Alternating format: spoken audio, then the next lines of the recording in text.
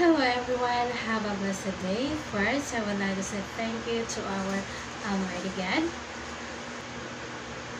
for giving me strength, courage, self-confidence, and success in all the trials that I went through.